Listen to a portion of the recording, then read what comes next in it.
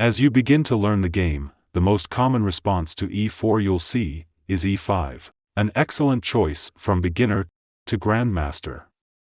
Once you gain more experience, you will also see c5. This is known as the Sicilian Defense.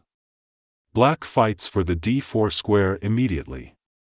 After knight f3, black has several popular moves, including e6, d6 and g6.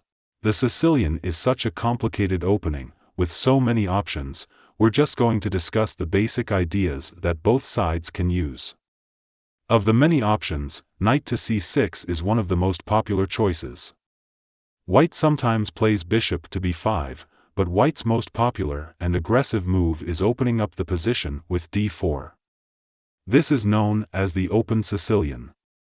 Black will not let white keep two pawns in the center, so black trades a wing or non-center pawn c5, for white's central d4 pawn with c takes d4. After knight take d4, white wants to open up the position to attack, because white can complete development faster than black, because remember, black spent time to play c5 on the first move, to imbalance the position instead of developing the kingside right away, with the safer e5. On the other hand, black is happy to trade pawn on d4, because this means black has two pawns, d7 and e7, that can fight for central space and white has only one central pawn e4. The Sicilian can be very tactical. Air attacks and counterattacks are common.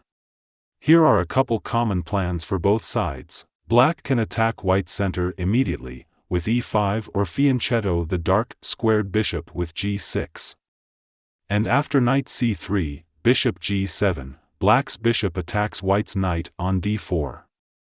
This opening is known as the accelerated dragon. After bishop to e3, protecting the knight and developing a piece, black usually plays knight f6. White can play positionally by playing bishop to e2 and castling kingside, a common setup for white against almost all Sicilian defenses. Or, play the more aggressive bishop to c4, pointing at black's weak f7 square. White may decide to castle queenside, and attack black's kingside with moves like f3, g4 and h4, or play more cautiously by castling kingside. Black will always look for a chance to safely play d5, attacking white's center and opening up the light-squared bishop. Another popular choice for black is to play knight f6. And after knight c3, instead of trying to attack white's center immediately, black will sometimes try to keep the center closed, with d6. After bishop c4, play e6, blocking white light-squared bishop from attacking f7, and preventing any white pieces from entering the d5 square. After bishop e3, protecting the knight on d4, and bishop e7, white can safely castle kingside, or play queen e2. So that after castles, white sharpens the game with casting queenside. White has ideas such as f3, g4 and h4, attacking the black kingside.